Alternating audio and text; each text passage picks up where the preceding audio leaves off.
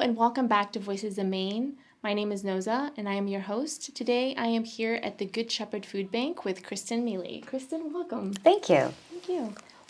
So tell us a little bit about Good Shepherd Food Bank and what you do. Sure. We are the largest hunger relief organization in the state of Maine. We serve as the hub to a network of over 400 ending hunger partners around the state.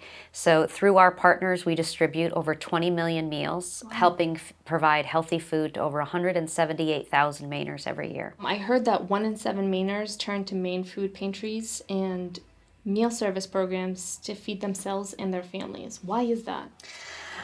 Because unfortunately, food insecurity is a huge problem in the state of Maine. As you said, 1 in 7, it's 15% of our population is struggling with food insecurity, which means not having reliable access to healthy food needed to live a productive life. And this can be anything from episodic hunger, such as a result of a fire or a sudden loss of employment, all the way to chronic hunger. And increasingly, that's the growth that we're seeing, is this rise in chronic hunger. It's not people who are unemployed or that we see. What we're seeing more and more are working Mainers who just don't earn enough money to cover their basic needs. And so they have to rely on the emergency food program to be able to get the food they need to feed their families. What are the misconceptions that people have about the face of hunger?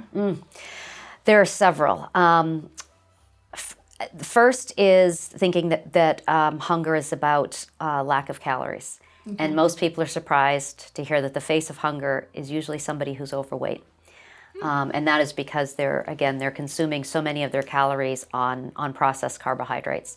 And so they tend to be overweight. They also tend to be malnourished at the same time. So hunger is not just a symptom of poverty, it's a cause of poverty because it keeps people trapped because they're not able to live healthy lives. And for kids, it's sending kids to school on an empty stomach.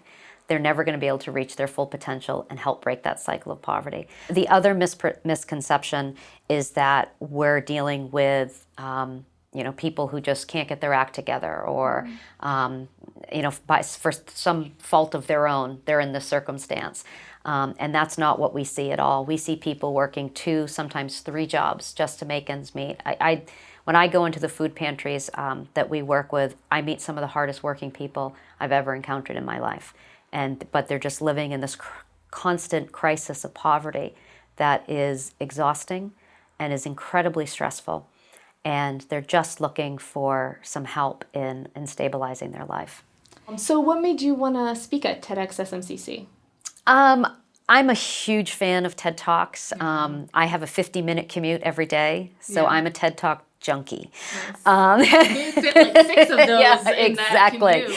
Exactly. So when I was approached to do it, I jumped at the chance. I have to speak a lot in my role, and I'm getting better at it, but I'm definitely somebody who always has the crutch of my notes. And this was a challenge of you need to do a full 12-minute talk without any notes. And that's really hard. Yeah. And so being forced to do it, but then also having the opportunity to have a coach to help train me how to do it was just an amazing development opportunity. So I couldn't pass it up. Well, thank you so much for your time. I really appreciate you coming and talking with me for Voices of Maine. I can't wait to see you at the TEDx SMCC. Well, thank you. Thanks for the opportunity to tell about our work. Absolutely. Thank you so much for your time.